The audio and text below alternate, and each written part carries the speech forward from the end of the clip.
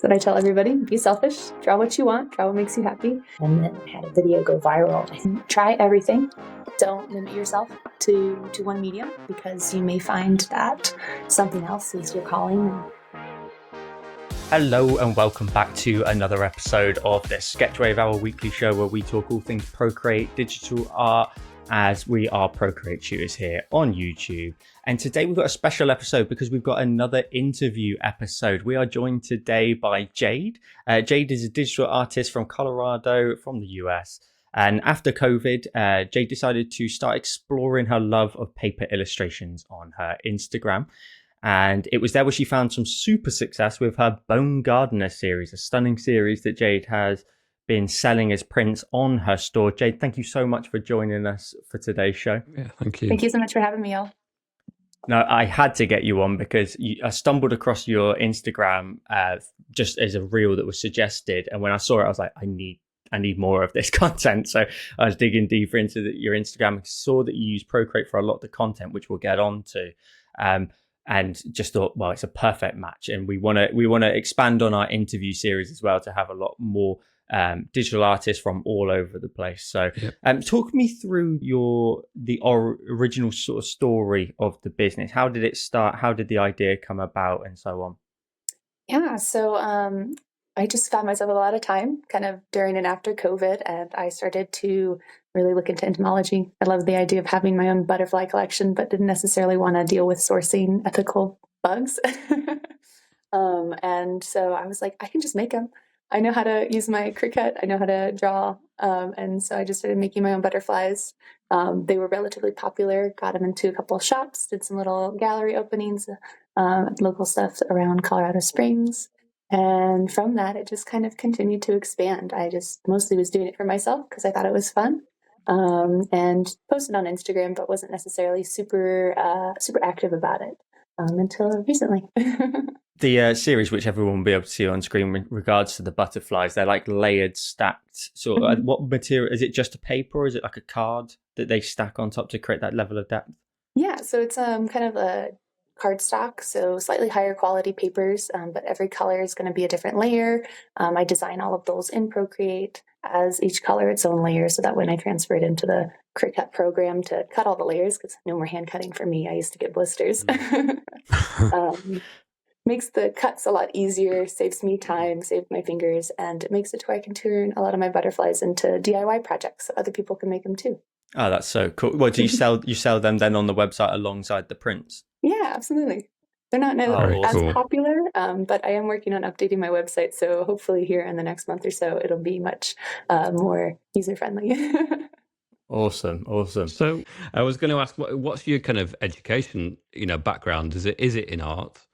Yeah, so I've always been an artist, all through school and such, and even I started college at a kind of a community college, and I was actually pursuing mathematics because I thought that was what I needed to do, but I dreaded every class except for my art class. And so after a couple semesters, I was like, I think that I just want to pursue art. And so I got my bachelor's of fine arts from a couple semesters at RimCAD before they had some political, I guess not political, but they were purchased by somebody who's not an artist, and so they were doing a lot of weird changes. Okay. And then finished out at Metropolitan State University of Denver. So So was there a period where it was solely sort of more traditional sort of elements, such as creating the butterfly boxes, or what? Because I'm trying to gauge then where the transition into the digital space came about. Yeah, so I've always been a little bit of a digital artist, but it was a really hard medium to sell in the fine arts program. I butted heads with a lot of my teachers significantly about the concepts behind digital art and the styles. And there was a lot of, prejudice against comic book styles or, the manga anime style. And so I had plenty of times that caused issue with my professors, but always had Wacom tablets and used Photoshop in the beginning until my computer, my very first computer I ever had died.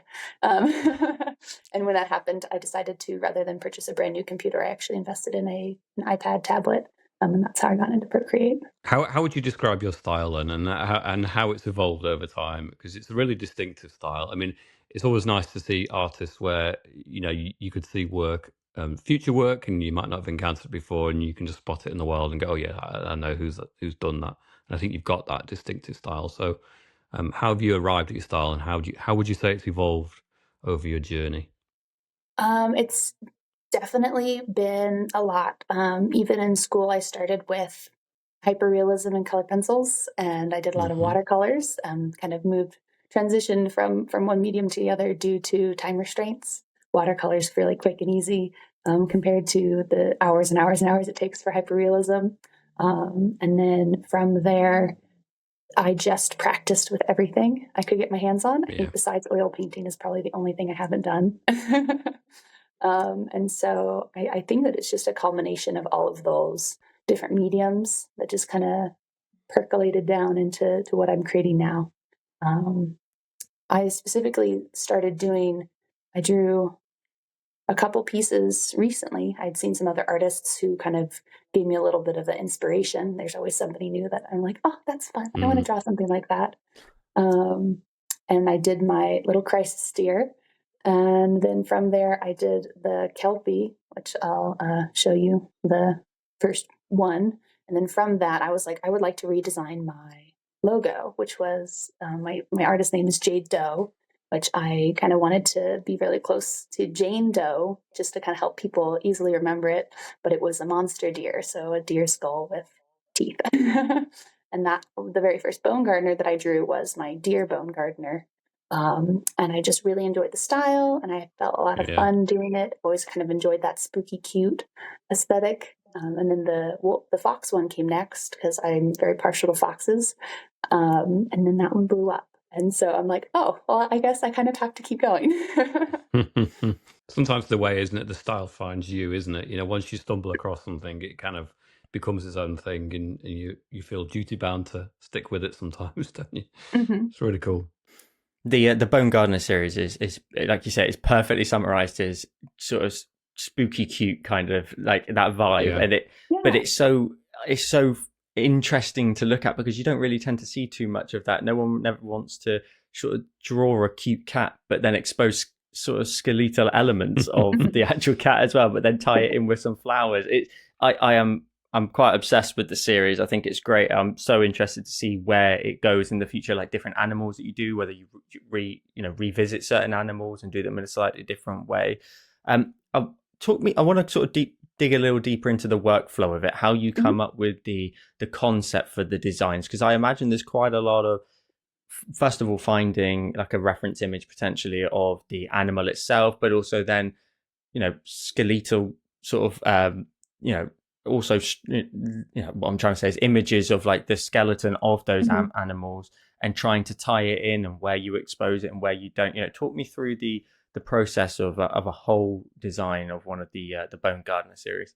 Yeah, so almost all my work starts with like a really rough sketch because I think about stuff a lot, percolate on it. So you're gonna find out that's one of my favorite words. Because I think with all artists, we are constantly absorbing other information outside of us. It's part of why I love collecting reference images and things that inspire me.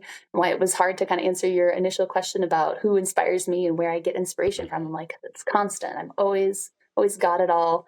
And it just kind of sits in the back of my mind. And sometimes I'll flip through things, and eventually an idea will kind of come forth out of the chaos that is my brain, and I will kind of just scribble it out and kind of block in some colors, and then I go from there, working through line art, lots of reference images. I am definitely taking advantage of anatomy. There's a few websites I utilize for skeletal stuff that I can't remember off the top of my head, but I have saved Yeah. just for that anatomy. And then also with that, there's also some ignoring of anatomy. I have recently did a commission for someone to do the platypus, and there were some particular bone features that I was unfamiliar with in the general Yeah. anatomy of an animal. And so I felt like it was important to include those. But at the same time, when I'm drawing birds, I'm going to just kind of ignore the skeletal structure of a bird just because typically the rib cage is really visually interesting. But in birds, they have like this breastbone that is very big and wide, and it doesn't translate well as a skeleton. And so Right. I guess I do a little bit of the, the Halloween decoration skeletons where, you have a spider with a skeleton or cats with ears, bone So ears. when you do a commission of the of an animal, do you do first of all, do you do very many of them? Since I opened doing commissions, I've been pretty steady on that. So that's been a huge blessing. And I'm super thankful to everybody who likes my art enough to want to support and buy a piece. I kind of came to the conclusion, especially with like the fox becoming so popular, a lot of people reached out wanting to get it tattooed, but there's always that Wow. concern that giving somebody the line art for a piece means that they now have it. They can do whatever they want Yeah. with it. And so I decided that rather than give away my originals in that way, I would offer the commissions. And so if someone gets a commission, they get full rights to the image. They can do whatever they want with it afterwards. I just also say, Wow. I'm going to keep it in my portfolio. It'll probably be a Of limited run, course, just yeah. stickers, but that way people have that opportunity to make their own piece and have that. So, yeah. So that adds a little bit more to my follow-up question is you were talking about sort of the skeleton and certain elements to leave out here and there, Mhm. especially the fact that someone might get it tattooed as well. Is there any sort of pressure or sort of to make sure that there are certain elements that are correct to a degree, or are you just happy to go rogue and just let it be what it be? It really just depends on the piece. I do experience some, I guess, fears around making pieces. I did have one commission that was specifically going to be a tattoo, and I felt really stuck on it because I was worried. Um, you know, all of us artists have a little bit of that imposter syndrome or feeling like our art's not nearly good enough, compared to somebody else who we look up to. Yeah.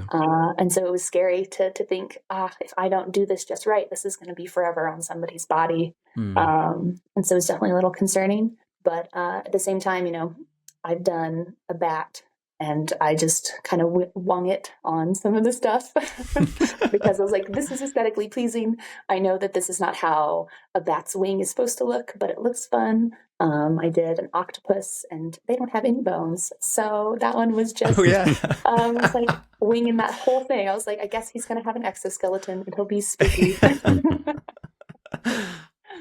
It's really I cool. But you didn't. can see the study of subject matters coming through though, even though you've taken Mhm. artistic license and liberties with the subjects, it feels grounded in reality in a way that you can see you've really studied the skeletal structures of at least some of the animals, and then you can use that information to really sort of extend that across. So, in terms of your artistic journey as a whole, has there been any areas there? Because we've focused on the speed at which it's kind of like taken off, but Mhm.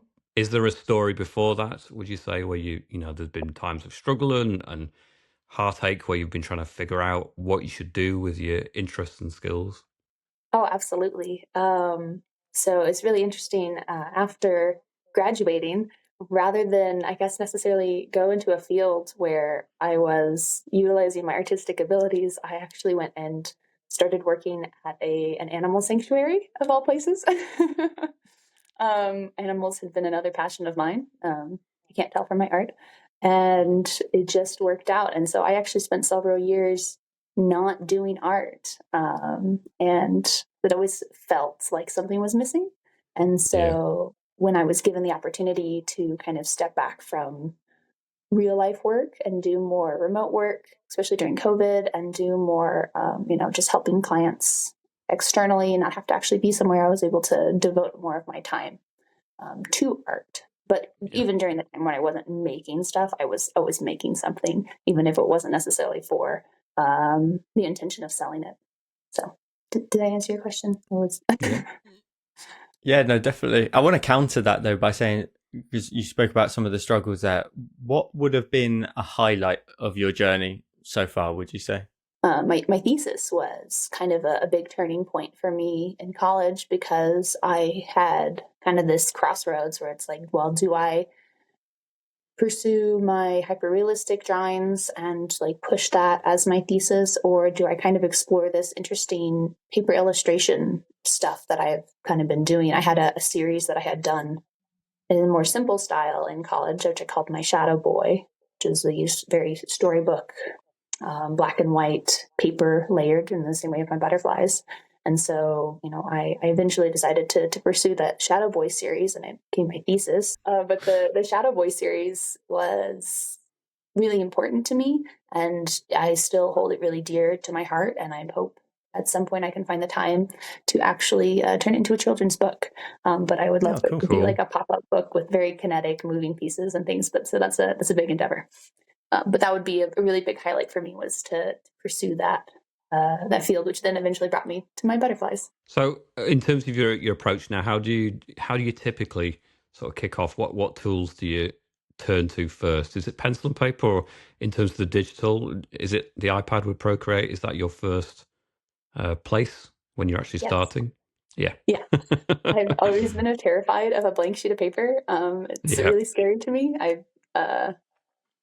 The ability to click undo is very comforting. Yeah. I find myself zooming in on pieces of paper. I did this the other week with friends, and I had to stop, and I realized, and they were watching me, and I was like, oh my God, I've become like an iPad kid, adult, whatever you want to call it. Like, I'm zooming in on a piece of paper, tapping with two fingers to undo, and you're like, we've all done that. Whoa. Yeah, my brain is absolutely ruined from Procreate. The double tap to undo. Yeah. If I just have like writing like a signature, and you're like, oh, I've messed that up, and you're like, whoa, hang on, that doesn't work in real life, Joel. This isn't Procreate anymore. You mentioned a second ago about it's quite difficult sometimes to work out who your influencers are. I guess I could steer that in a slightly different way to the question originally of where do you find your influence, and again, is there anybody potentially that you look to? I can't really name anybody, honestly. One, because I'm terrible at remembering names. Two, just because there's so many people, and I just collect so much. Like, I'll screenshot, scrolling through Instagram like 4 or 5 times, and obviously I've screenshotted it to where I've got the account's name on there, and I can go back and look. But often I forget. One person in particular that people often comment on my videos about is Dark Ferns Creations. She does actual taxidermy in a very similar style to my bone gardeners. So exposed bones, mushrooms, and moss growing out of these real taxidermy pieces. And she's definitely an account I followed for a very long time. And so she's kind of just been in the back of my brain. But I had not specifically been thinking about her when I was making the original bone gardeners. But I can definitely see where that was like a little thought in the back of my head, for sure. Very cool. Give us an example of a project that you found particularly challenging, one of the most challenging. I mean, is it now just a case of you doodle and you sketch and things just emerge?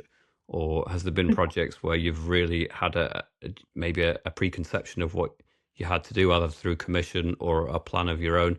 And how would you overcome that when you do encounter a difficulty with that as a whole? Yeah. I guess for me, I've always got a bunch of projects going on. And so I guess, like, for example, that octopus commission was really difficult for me, partially because it doesn't have any bones. And so I had to kind of decide on all of them myself. And it was something I struggled with for a bit. And so I guess typically if I'm struggling with one project, I'll just switch to a different project and work on something else. And I have the benefit of having both digital and physical mediums that I use. And so often if I'm stuck on my digital stuff, I'll go make a butterfly or I'll go cut paper. And when I get bored of that, I can switch back. Yeah, that's a good idea. I find that often when I'm working on my own work as well, it pays to have more than one thing on the go, doesn't it? Otherwise, it becomes very pressurized, doesn't it? Yeah. No, it's good advice. We spoke about this last week, didn't we? That when is a piece done to a degree? And I mentioned in there that you can step away from a design and come back to it, which obviously you're referring to there. And especially if you've got other means of like artistic expression that you can, still feel creative doing something else. You can, actually you can sort of prevent yourself getting that sort of creative frustration, because there's just another medium, you can go be creative there, and you don't bring that into the next day. Sort of, you can then come back to that project feeling like you did what you needed to do that day. And like you said, if you've got multiple projects on the go, different animals as well, it's perfect. You can dive into each one. um you've got a lot on at the minute, I would say, with your socials and everything that you do. You mentioned to me that you work in a shop as well at the same time, volunteering there. Talk me through how you stay motivated at the moment and to find inspiration for your work, to continue to find inspiration. Yeah. Well, I guess it's kind of just like looking at other people's stuff is always like a really great way to kind of get myself motivated. I love kind of switching it up. Always got to do something different. If you look through any of my styles, I've got my bone gardeners, and I kind of have my more cute styles, and I've got the butterflies, which are completely different. And so there's always something different to kind of help get the juices flowing. Yeah. But I'm actually in the process of trying to get my, I guess, Ko-fi going, which is Okay. kind of an alternative to Patreon. And as a result, when I get that up and running, I probably will actually be taking a step back from Instagram and not posting daily. That was kind of a challenge for myself to say, okay, I'm just going to post daily. Like, who cares if anybody sees it? I'm just going to go for it. But now it's kind of become, I feel like I'm dropping in quality. And so I would love to allow people to have a little bit more view on the creative process and more interaction with that. And I think through another source might make it a little bit easier. And then I can be a little bit more curated and careful about my Instagram as well.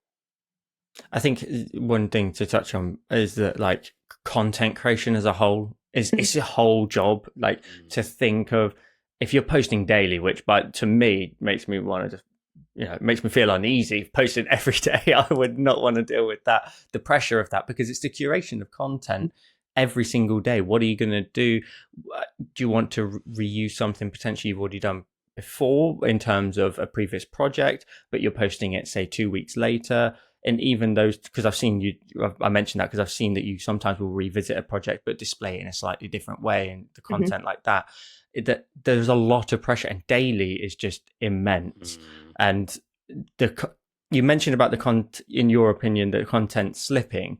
Is that something you feel is down to, is it time allocation to content creation as a whole separate sort of entity, and not being able to give it enough time? Yeah, I definitely think that is part of it. Everyone always is like, hey, careful of burnout. Like, don't burn yourself out. Take your time. And so I do have days where I just take an old video and I repost it, which I don't think is terrible, because there's lots of people who never saw it. And I often ask, I'm like, Very hey, true. I reposted this. Have y'all seen this one before? And, 30 to 50% of the people will be like, no, we've never seen this. This is new to us.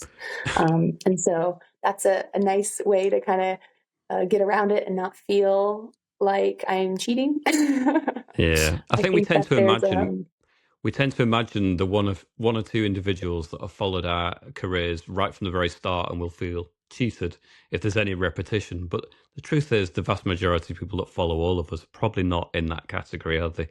And so, there may be a little bit of recycling people notice, but it's not going to be a massive deal, I don't think. I think people understand.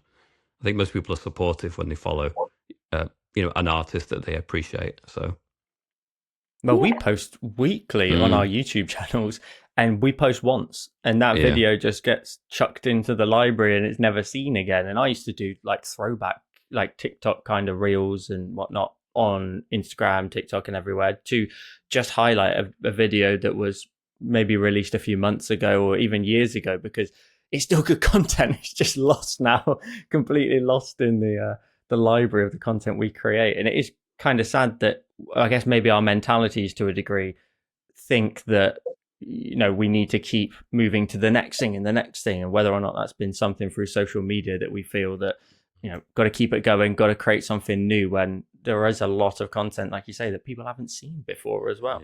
As artists, I know it takes so long to create stuff. And often I feel like, I know in the beginning when I was posting specifically just the butterflies, I would feel pressure to like make something new every time. I'm like, well, obviously Yeah. I've already posted this, so I can't do that again.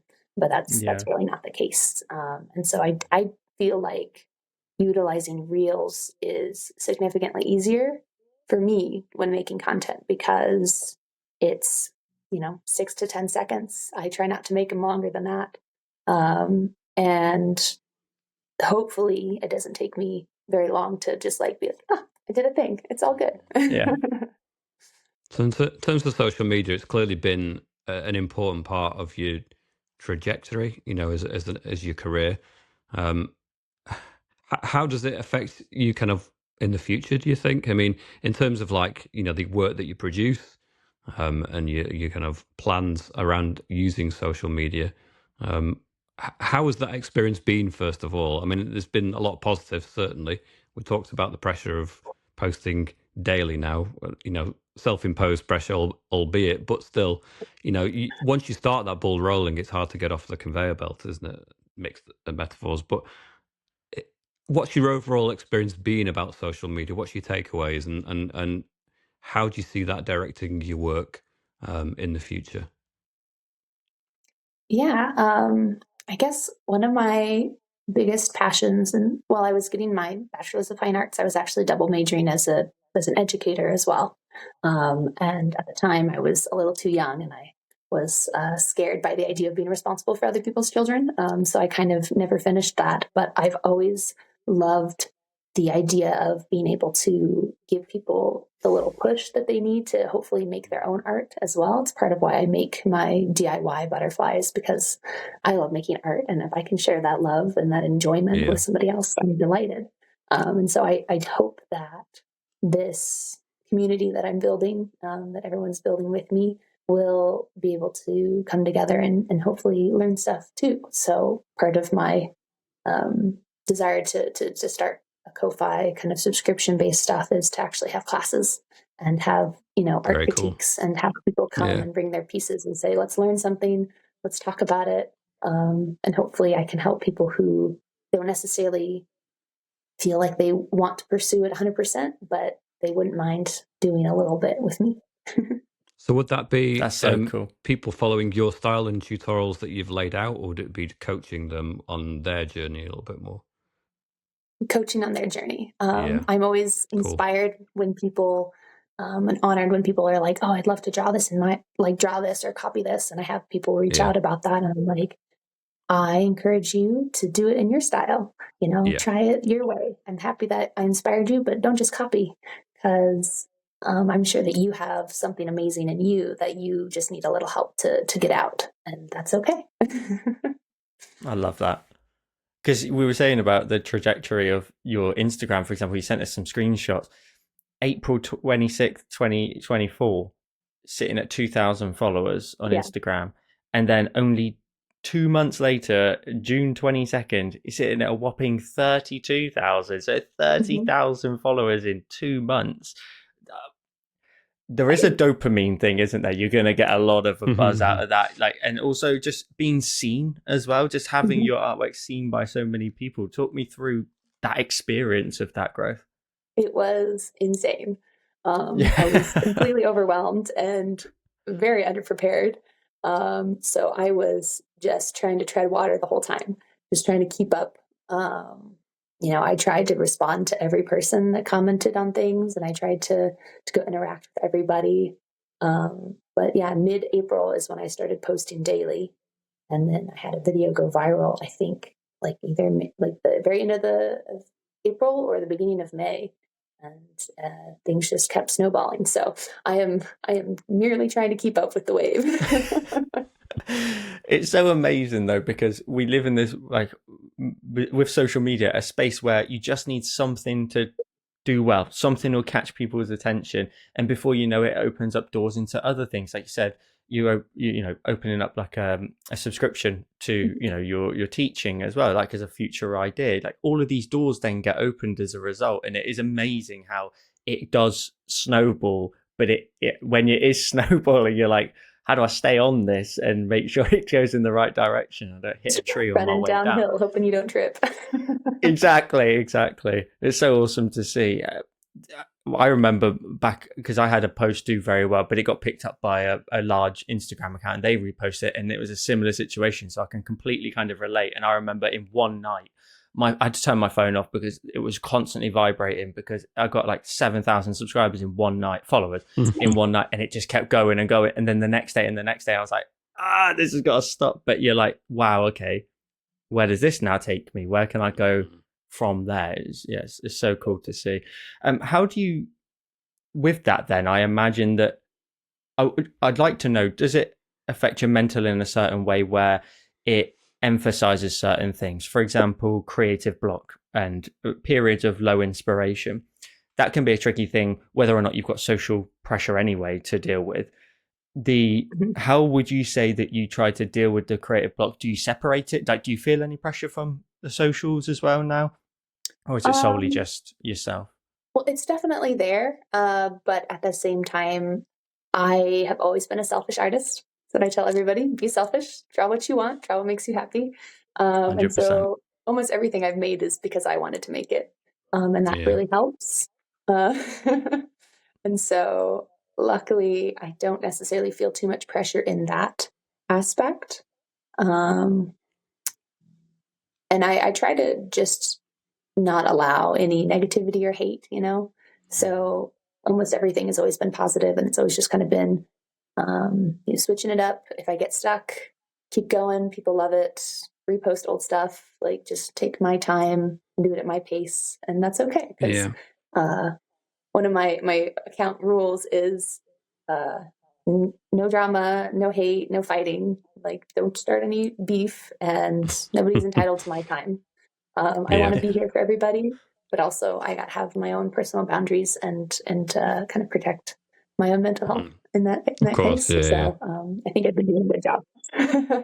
So in terms of advice to other people who are looking at you as inspiration and thinking, wow, I'm a creative and I create X amount of work on different styles or whatever, what would your advice be to aspiring artists, or perhaps just earlier on in their journey?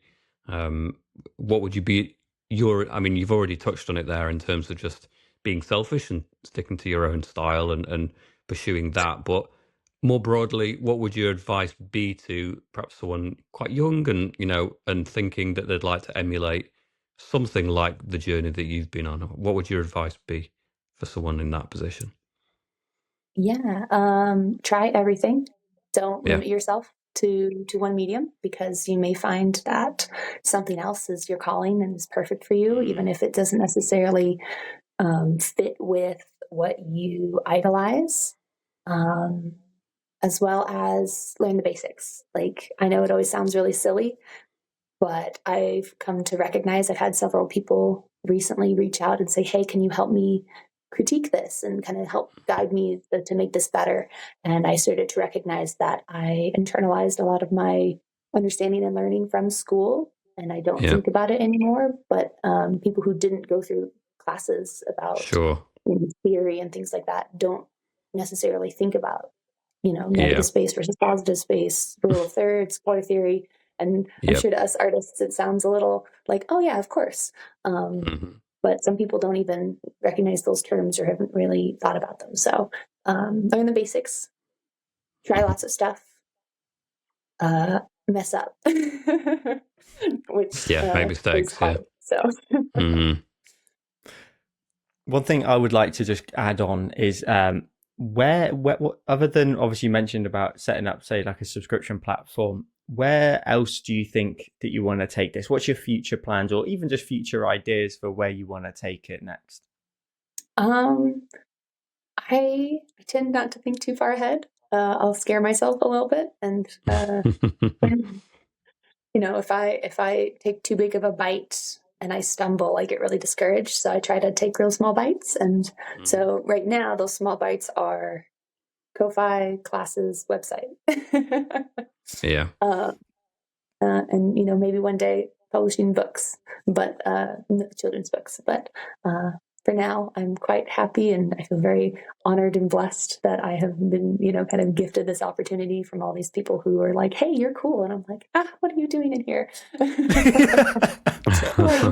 did you get in my studio?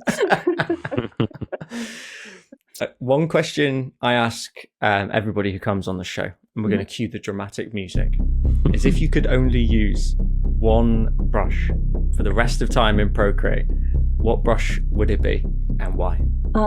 It's probably I bought a brush pack from the artist named Jing, Jinj, and it's just like the fill outline paintbrush. It's just got this really nice juiciness to it. It's got a little bit of curve control, and I've been using it for all the line arts for my bone gardeners. So it is definitely my favorite brush right now, and probably would be the one I would pick right now. Perfect. Cool. That's awesome. Jade, we will, of course, leave links to all of your socials in the description down below. We thank you so much for your time and wish you all the best with your journey. Maybe we do a follow-up in a year or two and see where you are and see what plans came to fruition. Have time. But thank you so much for joining us. We really appreciate it. Again, links to everything will be in the description down below. Wonderful. Thanks for having me, all. What an awesome interview that was with Jade. I said it at the very beginning, her style, I'm obsessed with her style, that cute, spooky style.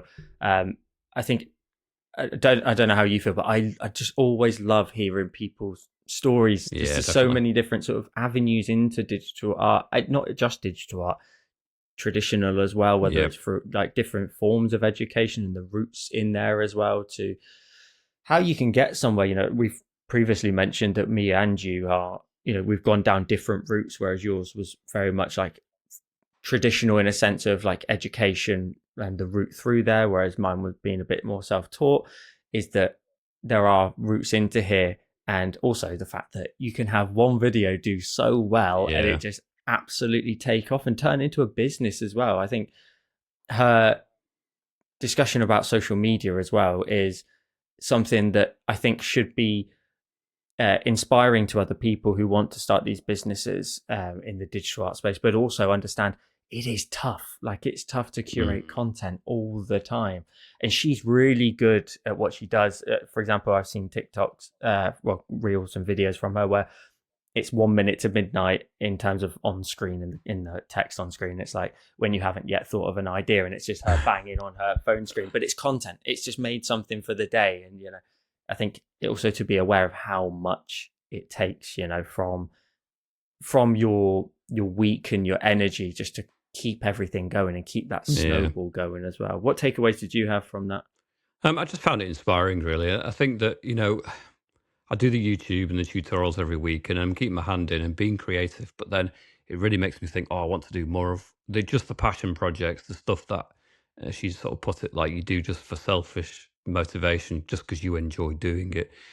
I often feel sometimes that, I'm neglected that part of my artistic kind of identity a little bit too much at times, and just getting the time to sit down and actually do what I love doing would be really lovely.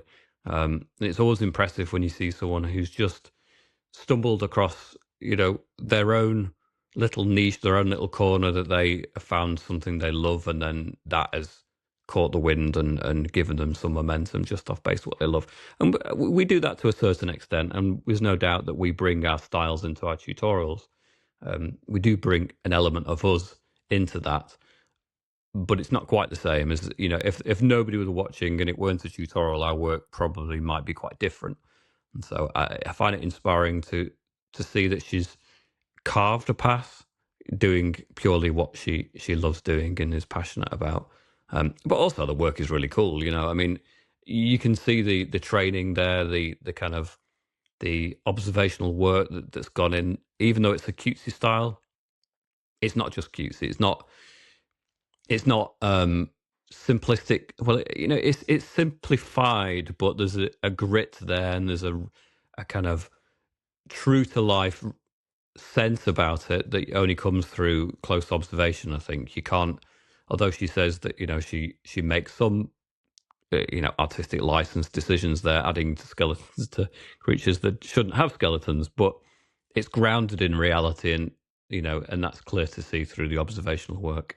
So yeah, I find it quite inspiring all round, really. So yeah, she was a great guest, I think. Absolutely. Let's move on to what we normally do, which is, of course, break down our previous tutorials. We've got two each in a sense because we've got your YouTube version and the extended version. And we've got a tutorial that I actually posted on the day of recording and my previous YouTube one. I'll start with my Patreon one first, then we'll come to yours, and then we'll end with my YouTube one. So today I posted a two-tone ghost design on my Patreon.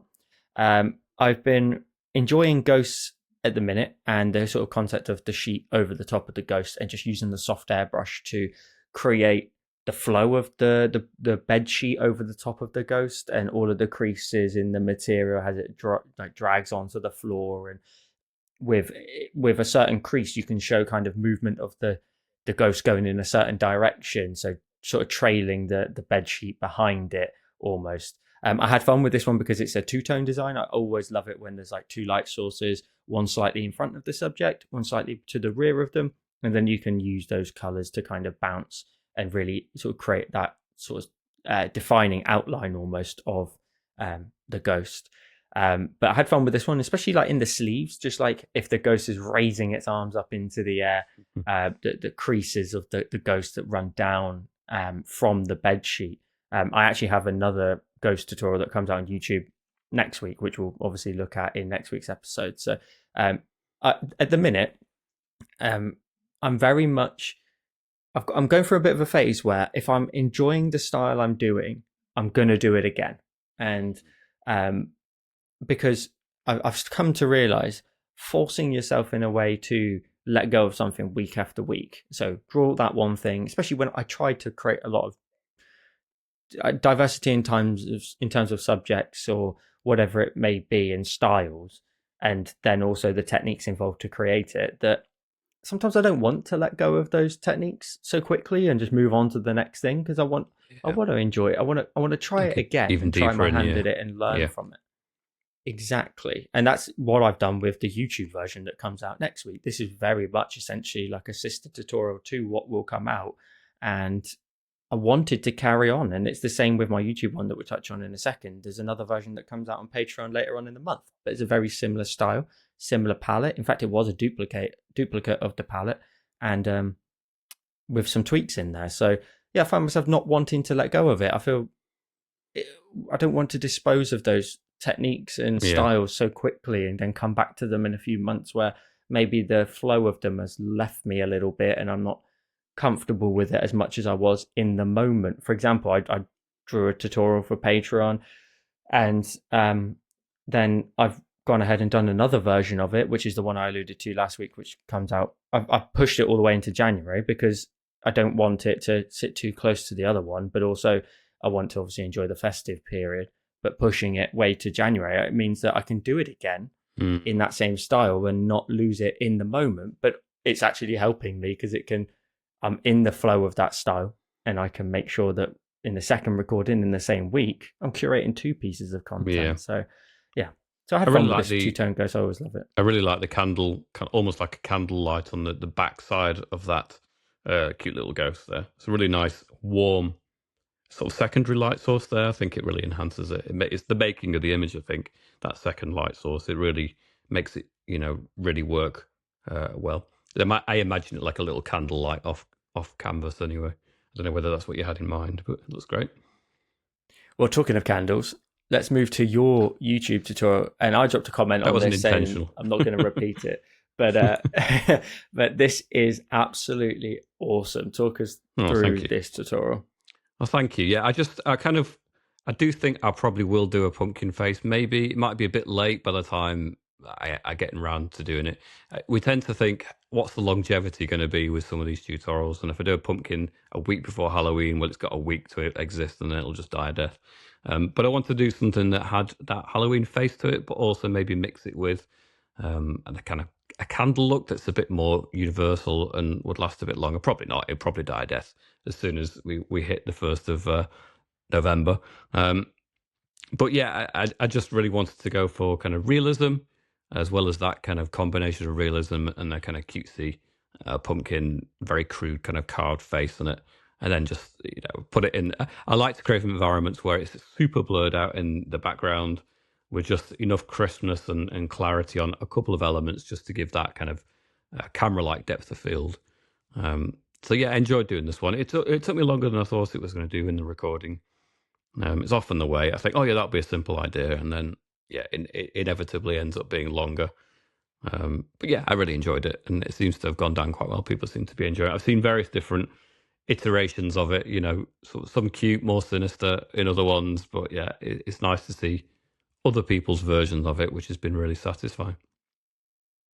The thing that you do, obviously, with the shallow depth of focus, where you are blurring background and foreground, to a degree, could be quite daunting to a lot of people, because it puts, quite literally, every bit of focus on your subject matter. Your subject matter has to be crisp. Everything about it. You can't get away with anything being slightly blurry.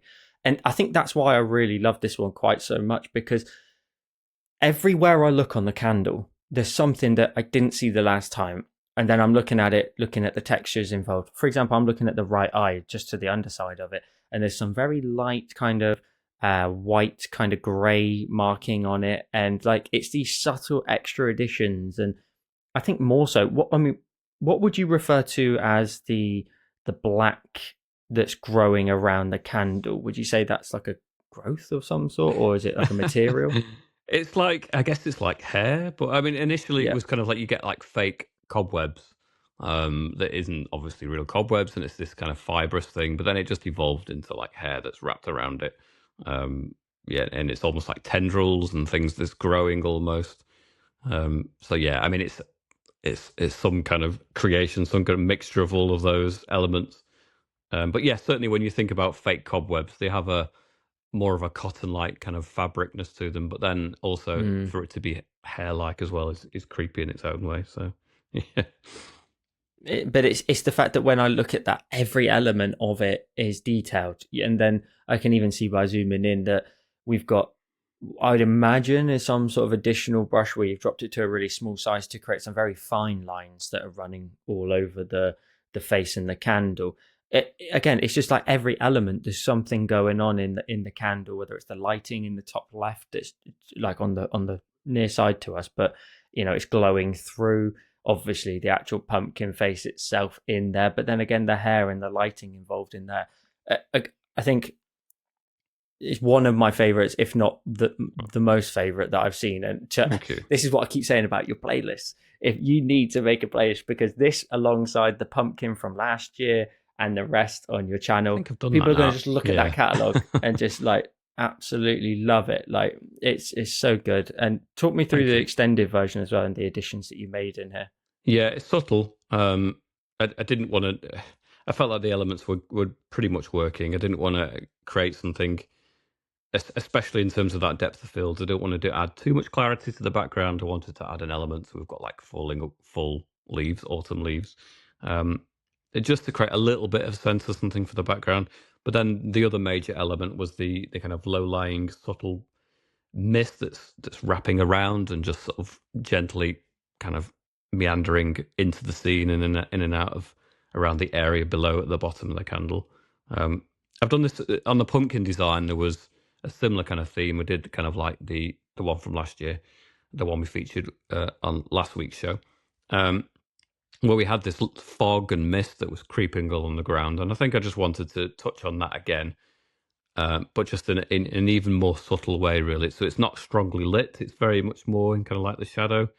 So you've got those cool colours, and then in the background, it's hard to say what's what, really. When you get everything blurred out, it could be bits of the smoke that's picking up the light, or it could be leaves on the ground. It doesn't really matter at that point. But yeah, I enjoyed doing that. I enjoyed using the liquify brush and just sort of twisting that around a little bit to exaggerate those curves and those little. And also, to a certain extent, you're not fully in control of it once you start with the liquify brush and start pushing it around. It takes on a life of its own. So that was quite good fun. I'm looking at the duration while you're saying that, and I'm like, 48 minutes. How have you managed to create such a realistic, sharp, hyper detailed candle in 48 minutes? 48 minutes for me is I'll be done with the basics and the foundations of the piece, and we'll crack on from there. You've got a real skill always of just getting straight to the point and getting all the Thank you. content in. Well, I think you've mentioned it before of saying that like eventually you get like a point in which yes, you've done the background and a few elements like that, but then you're very quickly into like reward and content at the main sort of subject level of the design. Yeah. You need to be able to try and capture people early on, don't you? And on this one, this was easier to do because the background was just, it's all blurred out really. It's just splodges and blobs, and as long as the color palette kind of sits naturalistically and looks right, then we're straight into the actual main form of the candle. And yeah, I mean, in terms of the shapes, it doesn't matter. The advantage of this is that any wonkiness of the candle is forgivable. It's fine. It kind of goes with the territory of it. It's not a perfect cylinder. The blobs in the background are quite forgiving. So really, then it just becomes the textures and even the thread and cotton. I've heard that people have struggled on that element just to get it just so. But is that the highlight on it? Yeah, I don't know what element people struggled with really, unless you sat over their shoulder exactly watching it. But I'm guessing it was just getting the highlight right. But it was a combination between the soft airbrush and what was it now? It was the charcoal's burnt tree brush, but on a really thin amount of it. So it's a bit more broken, a bit more fragmented. It hasn't got that consistency. And that was the same for the black thread as well as the highlights. And once you got the main line in with the airbrush and just sort of like really randomly scribbling around it to create messiness, as if it's got little bits, that are frayed and little random hairs coming out of it. So yeah, it's one of those that just fell together a little bit on the day. I'm quite high pressure on the Sunday morning. This was one that I was, quite happy with as it turns out. So yeah, all good. I think one thing that we can try to always do with, especially with the sort of seasons as such, Halloween, Christmas, and so on, it would be very easy to just do an actual orange pumpkin every year. It'd be very easy to do candy canes and so on, a Christmas tree. Mm-hmm. But to blend those elements into other elements works really well. To a pumpkin in a candle is a unique concept and combination of the two.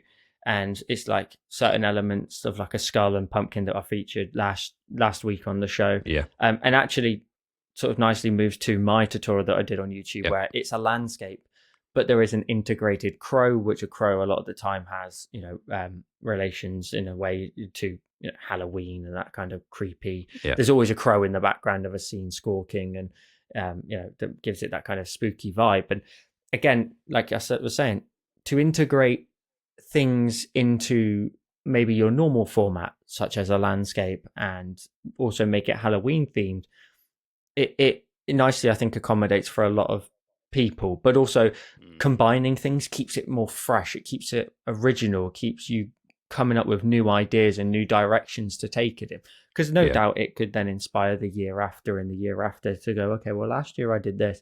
How about I do a bat in some sort of form of a landscape? And I was referring to earlier, this palette for this crow landscape is the concept for it is also going to be a second version of a tutorial, not an extended, a whole new tutorial, but on Patreon later in the month, because I just didn't want to let it go. I didn't want to let the colors go, concept, the style, the idea, and burying it in a tree. I try to have that conversation with myself sometimes, and I've said at the beginning of us looking at these tutorials and saying about not letting it go.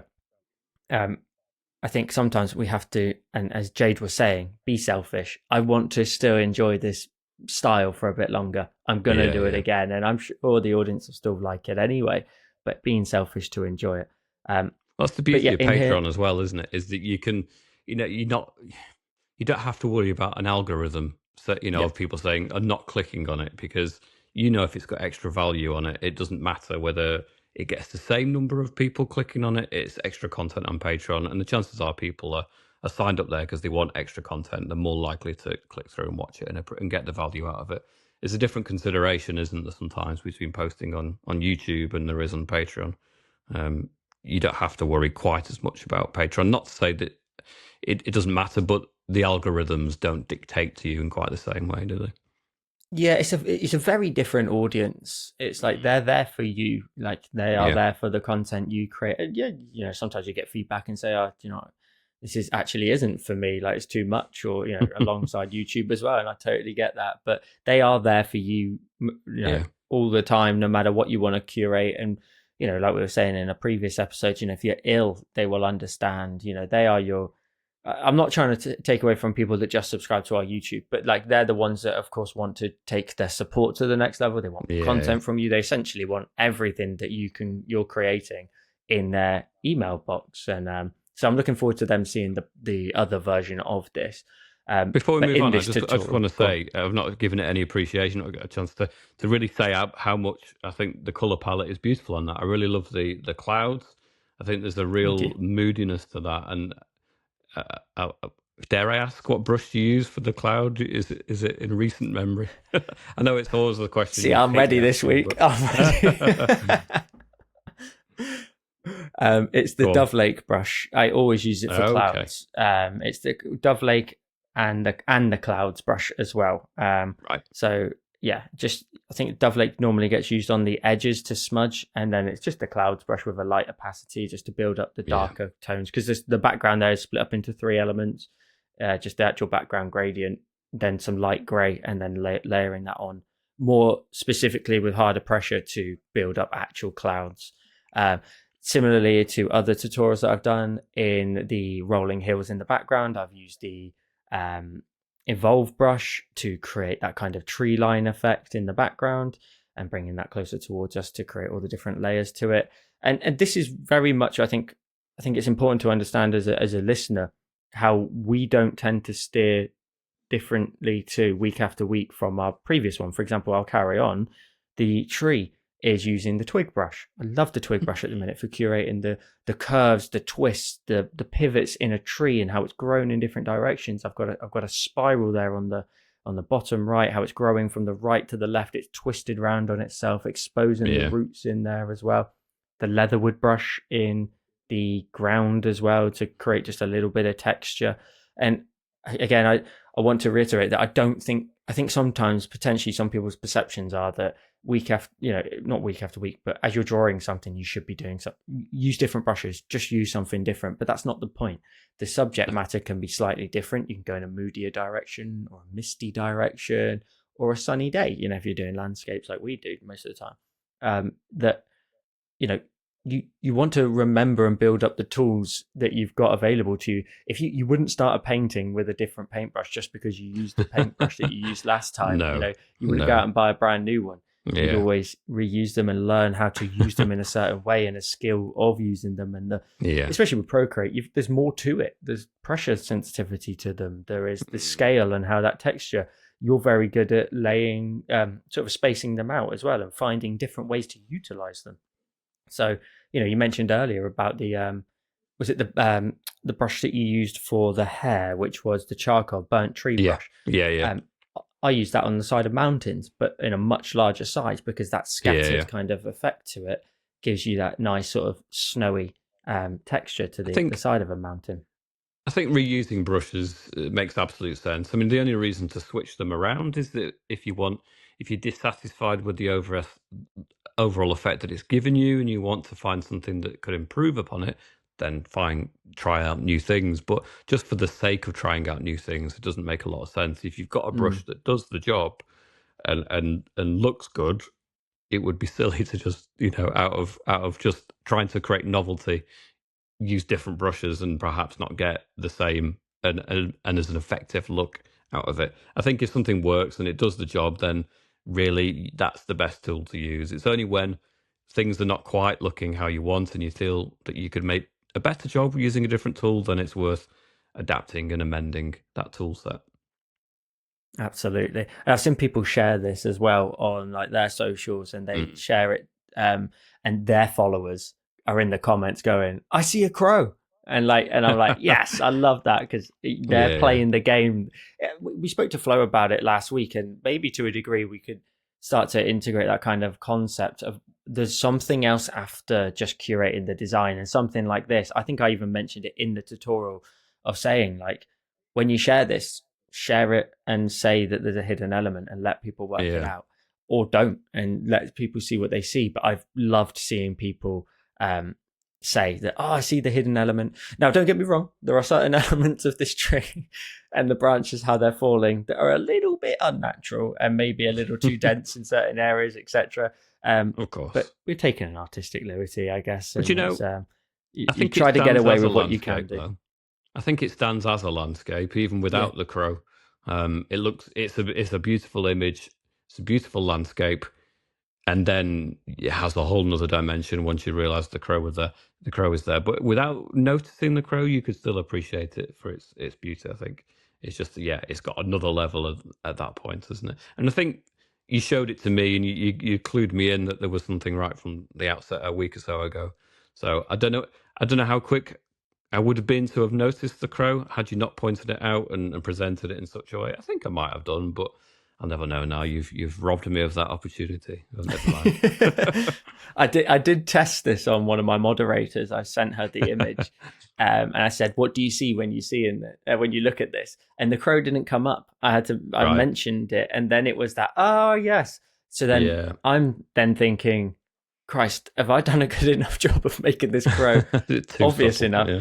But is it too subtle, or is it just that they're looking maybe for other things in the design somewhere else? So I think that, like you say, because there's just a little bit of like, oh, that looks a bit thick there, or that just a little hint of it, enough to clue people in. Oh, maybe there's a reason for that, but it's not jarring. It doesn't detract from the tree. It doesn't make it look too wrong. It doesn't make it look wrong, but it looks unusual in certain areas, and so I think a lot of people would notice it. It's great. I love that image. It's really good. Thank you. Really appreciate it. Yeah. So I'm going to say another great batch of tutorials. You should all check them out. The links will be in the description to our channels as always. And also a great episode, very insightful into Jade's journey as well, and taking a look at where we are with our content as well, and sort of how we're taking ideas through from week to week, and the different styles and how you can grow. So I hope you found a lot of content in this valuable. Please let us know in the comments down below what you thought of today's episode, and also what was your favorite out of Jade's images. There's so many of these designs that she's created. Let us know what some of your favorites were in the comments down below. And as always, we will see you back here next week for another episode of the Sketch Wave, and we'll see you then. Bye bye.